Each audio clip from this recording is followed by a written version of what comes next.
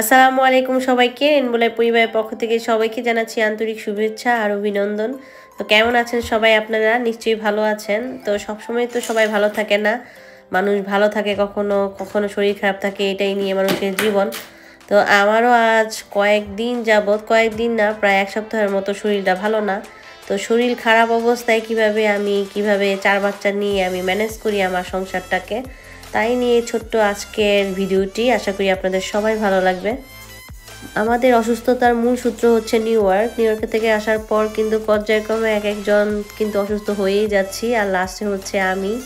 তো আমার তো 9 বছরে এখানে কখনো ঠান্ডা জ্বর কখনোই হয়নি। তো এবার আমার প্রথম ঠান্ডা আর জ্বর। তো এরকম অবস্থা, মানে কাশতে কাশতে সারা রাতই আমি মানে ঘুমাতেই পারি না। আর ঠান্ডার জন্য এমন কোনো কিছু নেই না করছি, গরম পানি চা বলেন, তারপর লবং এলাচ কালিজিরা ভর্তা, এমন কিছু নাই যে না করছি সারাদিনই। তো এখনও দেখতে পাচ্ছেন আমি কালিজিরা ভর্তা বানাচ্ছি বাইরে। মুখে স্বাদ বলতে কিছুই নেই, মনে হয় কিছু একটা চাবাচ্ছি আর পেটের ক্ষুধার তাড়নায় কিন্তু মানে খাবারটা গিলছি। এই হচ্ছে দিনকাল আমার। এরপরেও কিন্তু দিন চলছে দিনের মতো করে। আর এদেশে তো ঠান্ডার কোনো রোগই না, ঠান্ডার যখন অনেক অবস্থা খারাপ হয়ে যায় তখন মানুষ হসপিটালে যায়। বাংলাদেশে যেমন আমরা কিছু হলেই হসপিটালে দৌড় দিই, মানে অল্প একটু ঠান্ডা লাগলে এক গাদা ওষুধ, এখানে তো ওরকম অবস্থা নাই। তো যার কারণে আর যাওয়া হয় নাই। তবে আজকে কিন্তু আমার যেতেই মানে হচ্ছে, মানে বাধ্য হয়ে আমি যাচ্ছি, কারণ আমার একদম শ্বাসের কষ্ট হচ্ছে। আর শ্বাসের ভেতরে মনে হয় পুন পুন পুন পুন একটা আওয়াজ হয়। তো যার কারণে আজকে আমি যাব। এর আগে আমি সকালের কাজগুলো করে নিচ্ছি। আর মূলত এই শব্দটা হচ্ছে আমি গত রাতেই আর কি টের পেয়েছি। আর আমার তো আগে অ্যাজমা সমস্যা ছিলাম। তো অ্যাজমা আমেরিকা আসার পর থেকে আমার কিন্তু অ্যাজমা একদম চলে গেছে। তো অনেক দিন পর আমার শ্বাসকষ্টটা হয়েছে গত রাতে, যার কারণে একটু ভয় পেয়েই আমি হসপিটালে যাচ্ছি আজকে। আর এদিকে দেখেন কালিজিরা ভর্তা একটু খাচ্ছি। তো খেতে কেমন লাগছে আমি তা বুঝতে পারছি না, মানে আমার খাওয়ার দরকার, আমি খাচ্ছি এতটুকুই বলতে পারি। আর এদিকে আমার মেয়েও সে খাচ্ছে।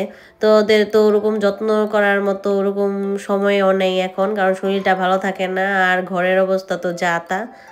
এরপরও আমি নিজে অসুস্থ, সবাই তো আর অসুস্থ না। আর সবার জন্য রান্না বান্নাও করতে হবে। এখানে পোয়া মাছ বেগুন দিয়ে আমি চচ্চড়ি করছি। আজকে কিন্তু আমাদের ধনিয়া পাতা নাই, তো বাইরে কিছু কিছু ধনিয়া পাতা আছে, আমি কোন গাছ থেকে কোন গাছে ছিঁড়বো বুঝতে পারছি না। তো ছিঁড়তেও মায়া লাগে, আবার হয়ও নাই তেমন একটা। তো যতটুকু হয়েছে আর একটু হলে আর কি ভালো লাগতো। তো অল্প 2-3টা নামে মাত্র পাতা ছিঁড়ে নিয়ে আসছি। আর এখানে মাংস আমি রান্না করব আর সাথে ডাল, এই 3টা আইটেম আজকে রান্না করব। কারণ মাছ খাবে আমার হাজব্যান্ড, আর যদি আমার ভালো লাগে আমি।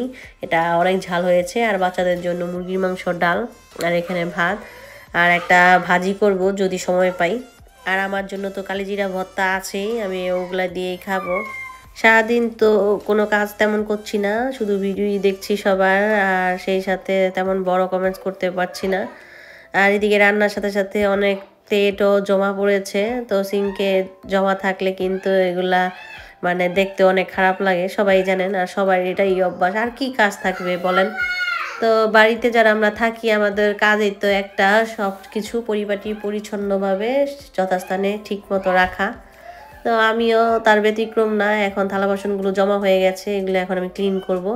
আমি খুব পরিষ্কার পরিচ্ছন্নতা বলবো না, কারণ পরিষ্কার পরিচ্ছন্নতা কেউ মাপকাঠি নিয়ে কেউ বোঝাতে পারবে না। যে যার যার পরিষ্কার যার যার পরিস্থিতির উপর নির্ভর করে। যতটুকু পারি অতটুকুই করতে পারি।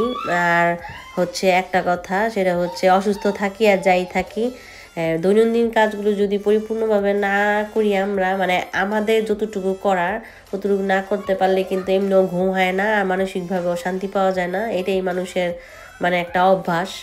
তবে শরীর যদি একদম নিস্তেজ হয়ে পড়ে থাকে তখন আর কিসের সংসার কিসের কি কিছুই ভালো লাগে না, এই আমাদের জীবন।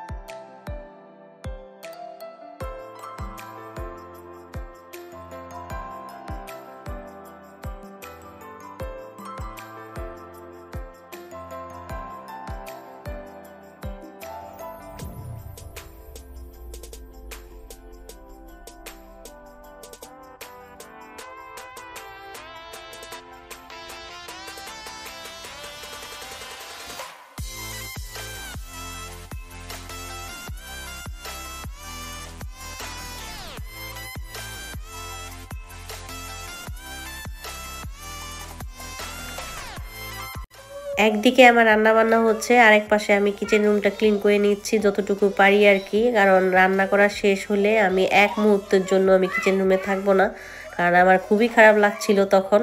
ওদের বাবাও বেশ কয়েকদিন অসুস্থ ছিল, তবে 2 দিন যাবত ও সুস্থ। তো সুস্থ থাকার কারণে ও আজকে বেশ খেয়েছে। তো পোয়া মাছ বেশিরভাগই সে খেয়ে ফেলছে, যেহেতু ডাল আর মাংস হয়নি। তো এই তো খাওয়া দাওয়া শেষ, বাকিটুক আমার, মানে আমি যদি খাই আর না খেলে তো নাই। আর এই যে আমি এখন ক্লিন করব কিচেন রুম, এরপরে হসপিটালে চলে যাব আমি নিজে একাই। তো হসপিটালে তো আমি এসে এখানে যত ফর্মালিটিস আছে পেপার ওয়ার্কগুলো করছি। এরপরে আমি ভুলে ইন্স্যুরেন্স কার্ডটাই আনি নেই, তো আবার ফোন দিলাম ওদের বাবাকে। তো ওদের বাবা আবার আসছে, এদিকে 8টা বেজে গেছে, আমি একলাই পেশেন্ট। তো 8টা বাজে সব ক্লোজ হয়ে যায়, কিন্তু আমার অবস্থা দেখে ওরা ওয়েট করছিল আর আমি ওদের বাবার অপেক্ষায় ছিলাম। তো যেহেতু বিদেশ বাসায় কেউ নাই, তো সেই কারণে একা একাই সব জায়গায় চলতে হয়। আর এদিকে আমার হাজব্যান্ড আমার বাচ্চাদের আবার ভাগ্নিকের কাছে রেখে তারপর ও আসলো ইন্স্যুরেন্স কার্ড নিয়ে, যেহেতু এসেই পড়েছে সে কারণে ও আর যায়নি। আর ভাগ্নিরা তো আছেই, ও আমার পাশে ছিল। আর এদিকে আমাকে অক্সিজেন দিচ্ছে, আর আমার হাজব্যান্ড বলতেছে যে আমি নাকি সিগারেট খাচ্ছি। তো এগুলো নিয়ে কতক্ষণ হাসাহাসি করলাম আবার এই অসুস্থ শরীর নিয়েই। তো অক্সিজেনটা আমি এর আগে অক্সিজেন দিয়েছি, কিন্তু এরকম অক্সিজেন আমি দিইনি কখনো। তো যাই হোক, এরপরও একটু অক্সিজেন দেওয়ার পর আমার খুব ভালো লাগছিল। ইন্স্যুরেন্সের কার্ড এনে আমার কোনো লাভ হলো না, কেননা আমার ইমার্জেন্সি মেডিসিনের প্রয়োজন ছিল, যার কারণে যদি আমরা অর্ডার করতাম তখন 2 দিন পরে আসতো, কিন্তু মেডিসিনটা আমার খুবই প্রয়োজন ছিল, যার কারণে কিন্তু নিজের পকেট থেকে পে করতে লাগলো $230 মতো। তো $230 ওষুধ নিয়ে এখন বাসায় চলে যাচ্ছি। আর এদিকে বাচ্চারা তো অনেক কান্নাকাটি করছে, ওদের ক্ষুধা পাইছে, যেহেতু অনেক সময় আমি হসপিটালে ছিলাম। হসপিটালে বসে কিন্তু পিজার অর্ডারটা করেছিলাম, যার কারণে মানে হসপিটাল থেকে আসার পথেই কিন্তু 2টা পিজা নিয়ে আসলাম। আমি এখনো বেশ অসুস্থ, কবে সুস্থ হব জানি না। আজকের থেকে তো ওষুধ খাচ্ছি, সবাই আমার জন্য দোয়া করবেন। আর সবার সুস্থতা কামনা করে আজকের মতো এখানেই বিদায় নিচ্ছি। সবাই ভালো থাকেন, সুস্থ থাকেন, আল্লাহ হাফেজ।